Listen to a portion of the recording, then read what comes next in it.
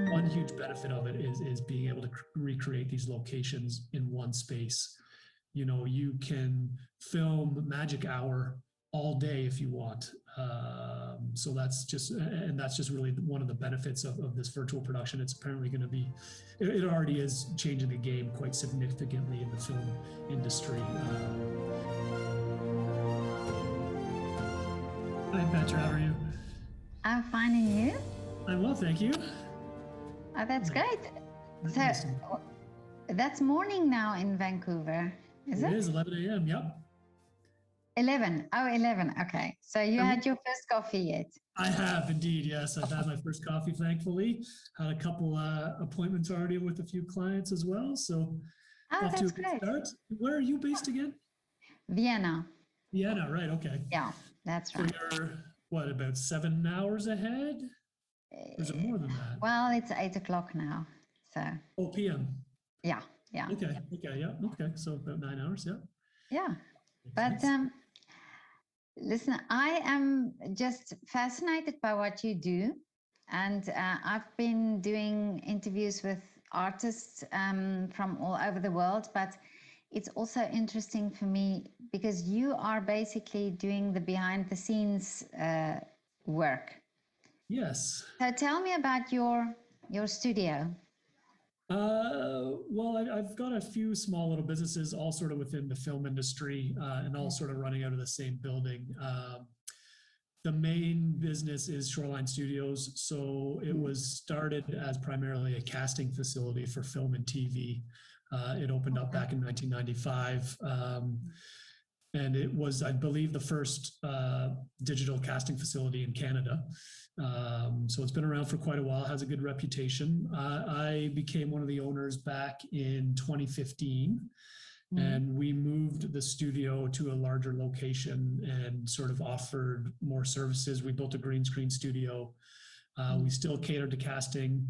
We also work with a lot of actors just doing one-off self-tapes. So that's basically when an actor has an audition to do. So obviously lots of stuff is being done by self-tape these days because there's no in-the-room casting sessions currently because of the pandemic. So basically we'll film the audition for the client, edit it, send it off to their agent, and then they will then forward it to the casting director. So my side business primarily does just that. So it works with actors. We edit demo reels, we shoot self-tape auditions. Shoreline Studios, we cater more to acting classes, casting sessions when they're running. We have our green screen studio that we rent out. We also have a full service audio studio that we just built over the pandemic as well, to be able to provide that service also. So ADR services, sound design, sound editing, mixing, mastering. And we're also in the process over the pandemic. I'm not sure if you're familiar with the term virtual production at all. No. But it's ultimately taking the power of the video game building engines and using them to generate backgrounds for live performances. I see. So there's two ways you can do it. You can do it on a green screen studio like we have. But there's also a higher end, more expensive way to do it, which is by using LED volumes.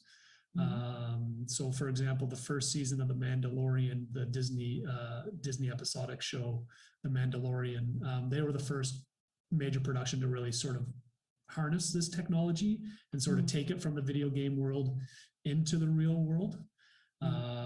So we're in the process of just trying to develop some virtual production services using our green screen studio, and be able to provide that for, and ultimately it just generates a background that you can use. And the benefit of it is you can basically be in any location in the world, but in the same studio. One huge benefit of it is being able to recreate these locations in one space. You can film magic hour all day if you want. So that's just really one of the benefits of this virtual production. It's apparently going to be, it already is changing the game quite significantly in the film industry. So that's an area we're also trying to develop here down at the studio as I shake my computer. So, for my blonde head, you have to explain it a little bit. Sure. But so basically, what you're saying is somebody films somewhere, and you have the background. You create the background where you are. Is that Well, how? that's part of it. You can. It's quite interesting because you can collaborate with other studios that have this technology, Okay. and you can. I could film an actor here in Vancouver on green screen, and we've done this already a few times. So we had a gentleman in here that's the host of a new game show. He was in Vancouver filming a series, and also had to shoot some of this new hosting gig. But his co-host was based in LA. So what they did is we brought him in, we filmed him on our green screen. At the same time in LA, his co-host was on a green screen. And in behind the scenes, they would superimpose everything together to make it look like they're standing side by side on a location. What? So with Unreal Amazing. Engine, it's basically Unreal Engine is used to build video games. So you can build these massive environments. Whether you want them to be photorealistic or not is up to you. It depends on the application you're using it for. But ultimately, you can build these environments and you can put live people in these environments.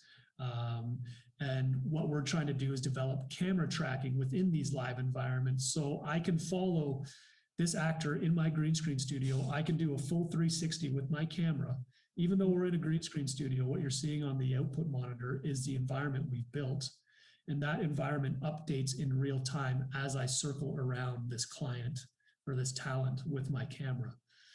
So it's really almost like the Matrix a little bit. You know, as I learn more about this technology, I kind of feel like maybe we're already in this Matrix. Really?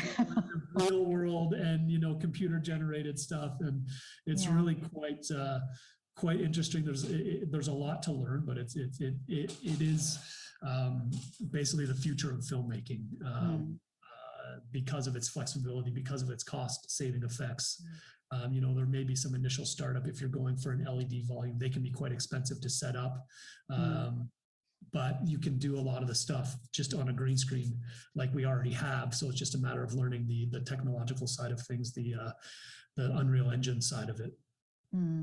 Yeah. But are you under a lot of pressure that these studios like yours, are you under a lot of pressure to keep up and to have the latest technology? I guess it depends on the direction any studio wants to go in. Developing virtual production is just sort of a side project. You know, we're just trying to branch out and offer new services. Obviously, with the pandemic, we had about 5 months where we had no business operating at all. And obviously, we have the pressures of paying our rent and continuing to try to, you know, pay our you know, office or studio rent, as well as, you know, the rent at home and what have you. So I think there isn't any outside pressure necessarily, but I think if you want to grow with the industry, there's sort of, you know, a bit of an expectation that you need to learn with this new technology as it becomes available. So yes, I would say yes and no. There is pressure to do it, but I think it's more pressure on whether or not you want to embrace the technology and really move forward with it and you know, learn the power of it and learn how it can be advantageous to your productions. And now these actors that you said that come there with, and you make their audition films and so on, do you think actors will also now have to get used to all these technology and things? Because it's almost, I think it's also different to act in a green room than it is then Absolutely. with somebody else. Yeah. So the one benefit of using an LED volume is that your actors can actually see that background and they can interact with that background on stage. Oh, okay. In a green screen scenario, though they can't obviously see it on the stage around them, if you have a large monitor that is showing the output image, the actor can then see what the environment looks like that they're in. But yes, you're right. There is definitely actors working on a green screen and trying to react to something that isn't there is absolutely something that actors, I think, will need to learn to get better with. I mean, it's still a very new technology. The pandemic has definitely pushed it into the limelight, the forefront a little bit, because of the ability to be able to work remotely as well. You know, I could have my artists building my backgrounds over in India while I film my talent here in Vancouver, and I have another team Barcelona, doing another element that I need done. So it's an Unreal Engine they have a very good program where they offer the program for free. You can download it, you can use it for free. And they only ask that you start to pay for the program once you make $1 million in sales. So if you start using this program and you're profitable with it, then they say, okay, you're making money from it. We would obviously like to be compensated for that. But they've given it to artists for free. They've given it to the community for free. And right now, because it's such a learning curve and everyone's sort of jumping on board, there's a lot of very helpful forums, and even Unreal Engine themselves have created a lot of helpful tutorials to get people up and running and using the basics of the program. So it's something I think every actor, I believe, would benefit from being able to train and learn how to sort of do motion capture and learn how to also work in an environment, in a green screen environment where you don't have anything to necessarily to react to, no environment to react to.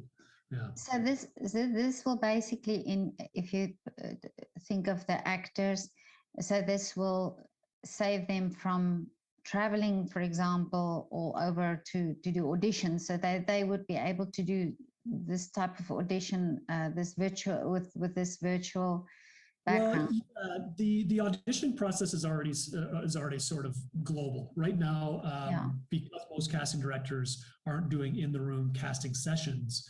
They're only accepting what they call it a self tape.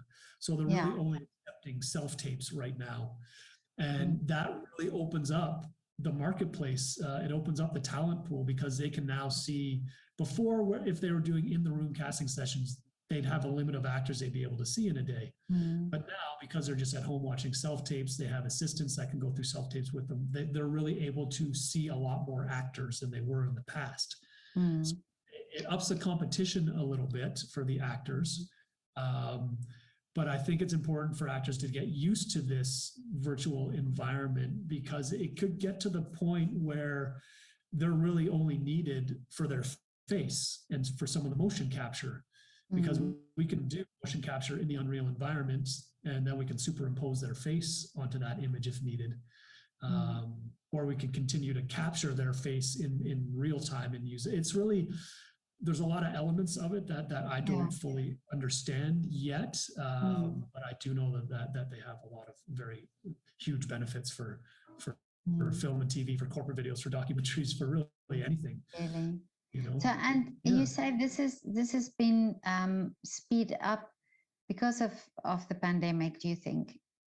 Yeah, absolutely. I mean, every major studio production, every major Hollywood studios in Vancouver, throughout the world, everything stopped for 5 months. But that doesn't stop the creative process of wanting to, the creatives wanting to create. So this was, Unreal Engine and this capability of putting people in these, digitally created environments. It's been around for a while. Green screen's been around for a while, but the Unreal Engine just ups the game, because you can get this background to update in real time. Like I said, as I change the camera angle, it's also changing the background angle, and that environment behind you is updating in real time. So that's something that Unreal Engine is definitely expedited or making easier, more available.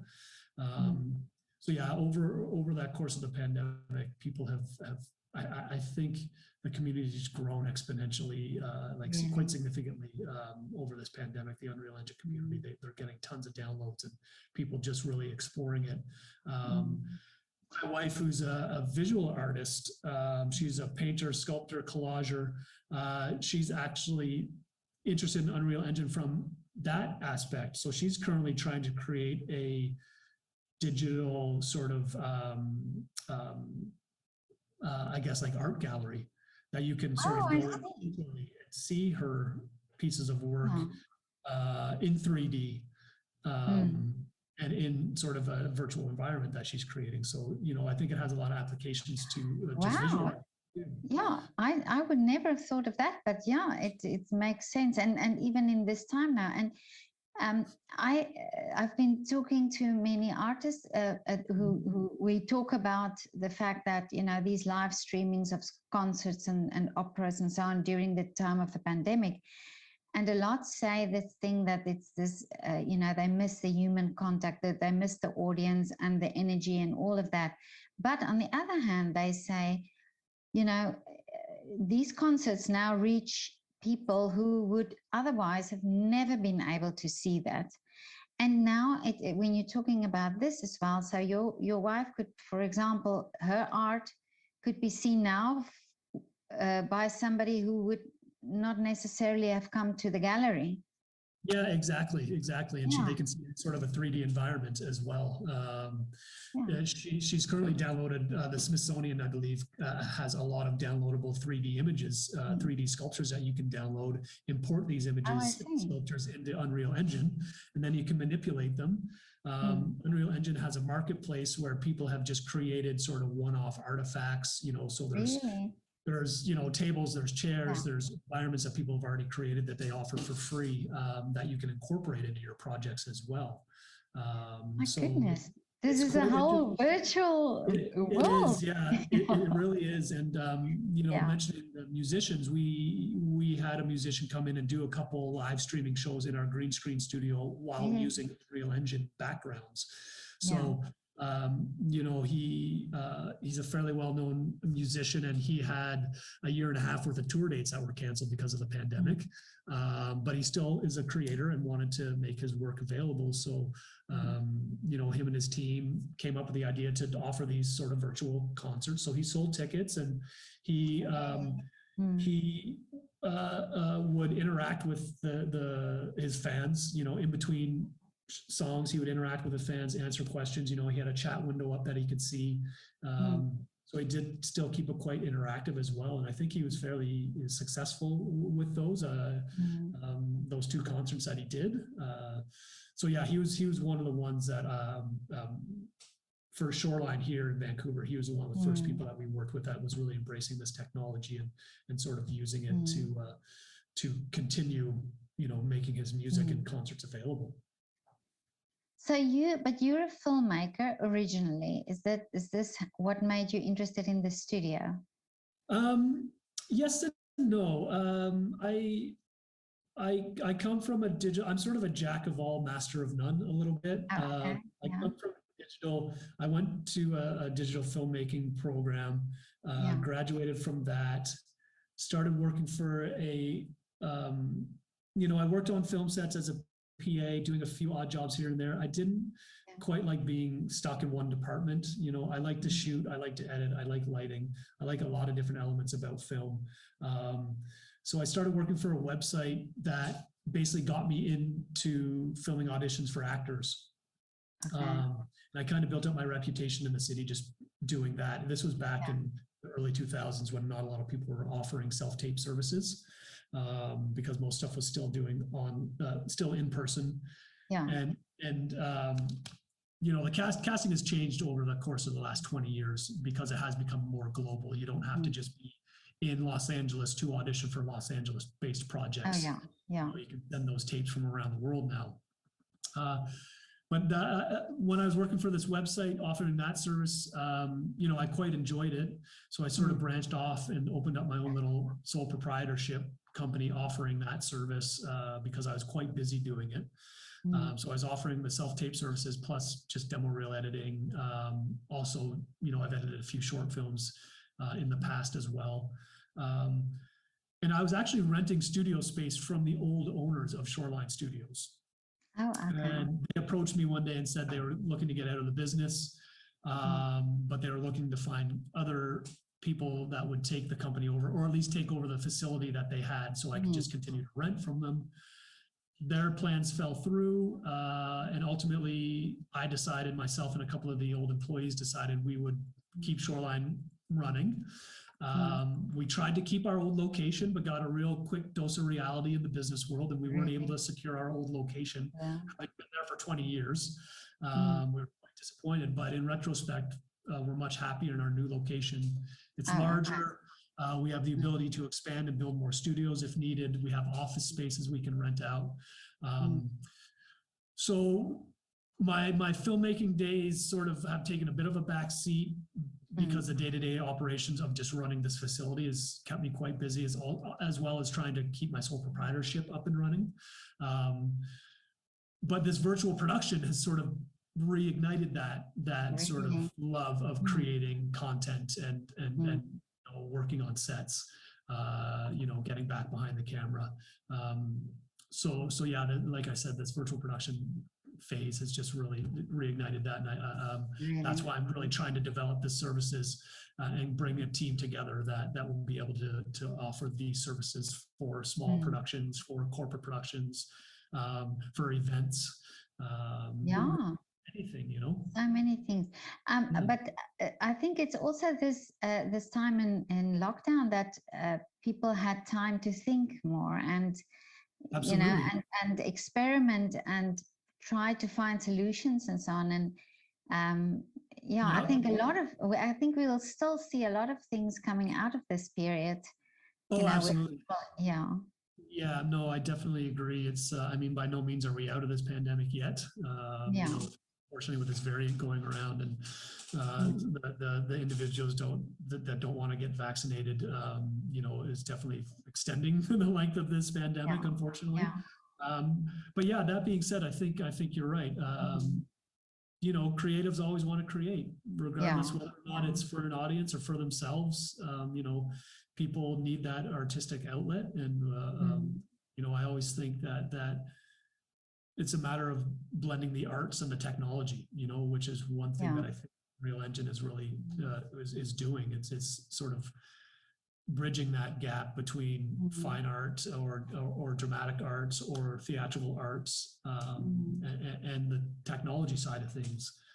It's really, Yeah, well, what is interesting also is now that musicians, it's a few musicians that I've spoken to who studied or went into studying sound, because they started doing home recordings and then wanted to get better software and and now it seems that a few of the master classes that they offer this side as well. So I think technology has become very important in communication as well in this time, and then for people to then get something else out of it and create new ideas and so on. Yeah, absolutely. New ideas, new ways to collaborate remotely. I've got a friend of mine that's an audio engineer for EA Sports. That's a video game company here in Vancouver. And they've basically had to get the talent that they hired to voice their video games. They've had to have them record from home. And my friend basically says they're expecting these voiceover artists now to almost be audio engineers to an extent as well. They've in the past, they've had to ship them some equipment, teach them how to set the equipment up so they can get passable sound for the video game. Obviously, it's got to be to a certain quality. It's definitely not as good as having them in the facility at EA in the proper sound booths. But during difficult times, people need to make adjustments. So that's said that a lot of these voiceover artists are working from home. A lot of them are having to get more equipment and sort of learn some new skills. I think is beneficial in the long run for their careers, regardless. Person, if you're an actor, you should also know the responsibility of the first assistant director. You should know the responsibility of the gaffer. You should just know everyone's responsibility on set, because it's just going to make you a stronger. It'll give you a stronger understanding of the entire process of filmmaking, not just the acting portion of it. So yeah, it's definitely gonna push some people out of their comfort levels a little bit and force them to, it's eat or be eaten, for lack of a better term. You know, you got to either Yeah. grow Yeah. or wither, you know. So Exactly. I think you're absolutely right. Well, there's another leg of your for your business. So to start teaching. Yeah. Yeah. Yeah. Definitely. Yeah. It's one thing we looked at as well, even with self-tapes, you know, trying to teach actors how to do them remotely, or Yeah. offering a remote self-tape yeah. service where I will go to their house to tape it for them. Now, again, that's also a little bit trickier in a pandemic because people don't necessarily want others coming into their homes, but yeah, no, it definitely opens up some business Possibilities. Yeah. Yeah. Now, Absolutely. this other part of your business, which you is, I see there you do workshops for artists as well. You for actors. So do you teach? You have people there to teach. So Yeah. Is it like workshops or is it like a training course? We do workshops. We do also part-time acting classes. I mean, during the summer we do acting camps, so week-long camps for kids. But yeah, during spring, winter, fall, we have part-time acting classes that we run for adults, kids and teens as well. And we do also offer voiceover classes. Now that we have our voiceover studio, we offer those. We actually did some voiceover classes during the pandemic, just online as well. Just some basics, so people can kind of learn the basics. You don't necessarily need to be in a sound booth to learn that stuff. But yeah, we bring in just local actors to teach these courses, and yeah. That's wonderful what you do. Really, it's so interesting. So it's a lot of fun. You know, every day is a little bit different. We work with a lot of great people. We have a lot of interesting people through the doors. You know, we've had some Hollywood A-listers working with us in the past, and it's just it's really I'm a people person. You know, I like to work with, I like to meet new people, and it's it's been I've been in the film industry since about 2001, so it's 20 years, and it's in Vancouver particularly. It's a fairly small, small tight community. So it's just been a lot of fun. Yeah, it sounds amazing. I'm also now very much impressed that you do with children, that you do young, drama camps and so on, acting camps. Yep. Because this is so important that children get these opportunities and that they are exposed to the arts as well. Absolutely. Yeah, we start with kids as young as 5. And you know, with them, kids that age, a lot of it is just learning a little bit about yourself, learning how to have fun, learning how to build confidence and not feel silly in front of others if you have to do silly things.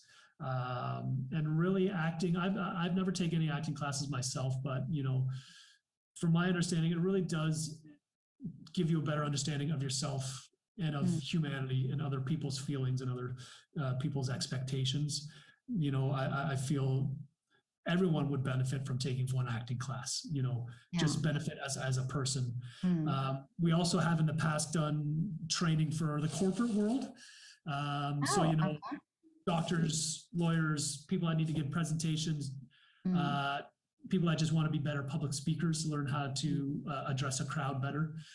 So we haven't done any of those in a while, but in the past we've sort of reached out and done corporate events as well, where we teach you know, people in that world just how to be more confident in front of a crowd as well. Because I think definitely when people get exposed to art and especially children, I think they will then be the ones appreciating art in the future. And I think in this pandemic, we've seen that people don't understand really the benefit that art has in our societies, you know? Absolutely. Well, it is, I mean, the arts have been around as long as man has been around, you know? But it is something that I feel it's not as tangible or recognizable in sort of the capitalist environment as becoming a lawyer or becoming a doctor. We don't put as much value in the arts as I think we should. Yeah. I think during the pandemic, it's actually done an opposite. I think people are starting to realize how important the arts are because of the amount of Netflix that people have to watch or the amount of content on YouTube Exactly. they're consuming or, you know, the music that they're listening to. I think it's given a bit more of an appreciation for the arts. Yeah. And what I find so interesting is that people themselves revert to doing art, because you suddenly see people started, and I consider cooking and baking also a form, you know, a form Yeah, of absolutely. art. But people started doing things and sewing and knitting and all sorts of things, and painting. You know, a lot of people started painting as well. And it's interesting. I find it very interesting that we revert to art the moment there's something that you know that's making us unhappy, or in this way we were a bit restricted about to what we could do. But then it's sort of the human instinct to then start creating suddenly, you know. Yeah, yeah, you're right. And I think a lot of that comes down to, I mean, you can really create art out of anything. You know, Yeah. our brains are pretty powerful things, and your imagination's pretty powerful. You don't need a lot. You have a stick in a sandbox, you can create art in your sandbox. Exactly. You know? So I think that it's accessible to everyone. Yeah. You know, I read something recently as well that it was just a meme. It said, you know, we shouldn't have to be good at singing in order to sing, or we shouldn't have to be a good painter in order to paint. These are things we should be able to do just to express ourselves, just because we enjoy doing them. You know, I think a lot of the times, people, if they have a little bit of talent with it, someone may tell them, oh, you're very good. Why don't you try and monetize this? Why don't you try and pursue it as a career? Or, you know, try and take advantage of it, as opposed to, oh, you're very good at this. Why don't you just try and get better just for the fun, just for the joy? You know, there's I think because of, you know, because of this capitalist system that we've built, we're always looking to monetize things as opposed to just enjoying them for what they are. And I think there is a huge importance to as adults trying to continue to have that fun, continue to have that childlike mentality, because ultimately, though we age in years and, you know, physically, I think a lot of the times people stay very young at heart and young, you know, have young souls and continue to want to have fun and you know, exactly. Oh yeah. Yeah. No, exactly. And I also think, you know, teaching art in school, for example, all forms of art would make children also, or we will create better societies, because children would be more in tune with themselves and in tune with others. And I think this is so important, you know, in this time where we have so many, you know, conflict and there's a lot of understandings with between people and cultures and so on. So absolutely, there's a bit of a disconnect, and you know, everyone's been isolated for so long that you know, I feel like you're right. There's a little bit of a disconnect, and there's though I feel like smaller communities and community-based stuff is growing stronger again. I do feel like there's also that little bit of disconnect. Things that get lost in translation when we're all stuck at home on our computers all the time. And we start to, I don't want to say we start to lose a little bit of our humanity, but maybe our compassion, maybe our understanding a little bit, you know, when we're not talking to people face to face, when we're just having conversations via text or via email. You know, it's not always easy to decipher the emotions that are coming across in that. It's easy to misinterpret things. But yeah, I think the arts will play and have always played a big role in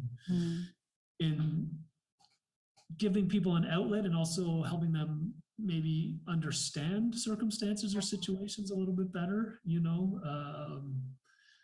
So yeah, I think and this pandemic again, I believe has sort of push people back to a bit more of the basics of arts.